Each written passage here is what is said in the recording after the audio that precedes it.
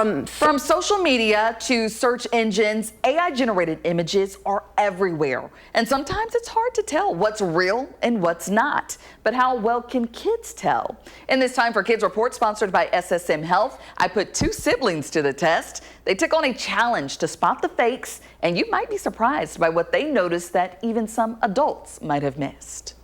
Scroll through social media and you'll see it. Images that stop you mid-scroll. But not everything people share online is real. Do you think you can tell the difference between real images and AI images online? Yeah. I think so. That's where siblings 10-year-old Ella and 12-year-old Miles come in. This brother and sister duo are ready to take on the AI image challenge. Normally I look for small differences, or if there's like certain differences in certain backgrounds. They were shown the same 10 images at different times. Some real, some made with AI. Their job, see if they can tell the difference. First up, a sweet photo of a dog with kids.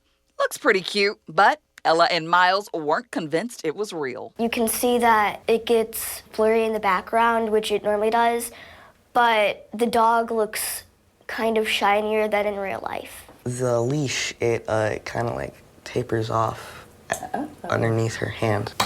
From Mount Fuji to the Northern Lights to the Titanic, their observations were so detailed. The top picture, it shows a little bit of daylight on top of the mountains, and in the bottom picture you can see the sun setting, and you can just see daylight on the mountains. Okay, so the AI image is the top one because the colors in the sky, they're really smooth and they're not normally that smooth.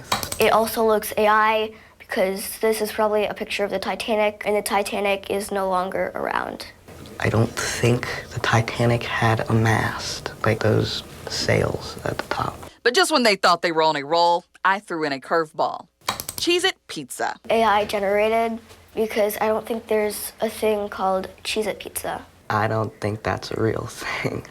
And a bag of Fruit Punch Oreos. AI because there's not really a thing called Oreo Fruit Punch, and the bag doesn't look realistic.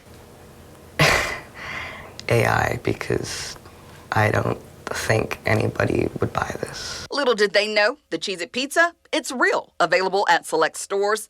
And those Fruit Punch Oreos, also real, but a limited edition from 2014 that never made a comeback. Ella wasn't born yet, and Miles was just a baby. Even their dad, Chris Adams, was impressed. I feel like I might have gotten a couple wrong if I had seen those. He says their family is starting to talk more about how to use AI ethically and carefully. Don't believe everything you read, don't believe everything you see. Check things out for yourself and go to the right places to check it out.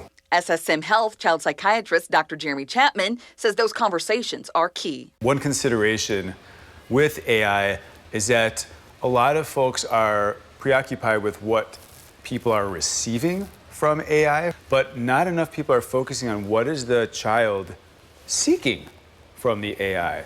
He says that while AI can seem like just a tool, it sometimes fills emotional needs for kids. Some of the elements of human interactions that people value most, being listened to, being validated, being cared for, like those kinds of things, AI is amazing at and better than most of our peers and friends and family.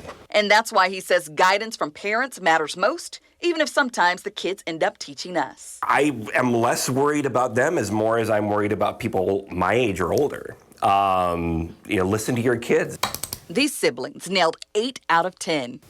It's a reminder for all of us to don't believe everything you see and never underestimate how sharp our kids can be.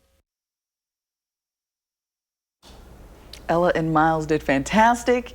Even I had to squint my eyes a few times at some of these images. Yeah, so they did real well. Glad to see kids are paying attention.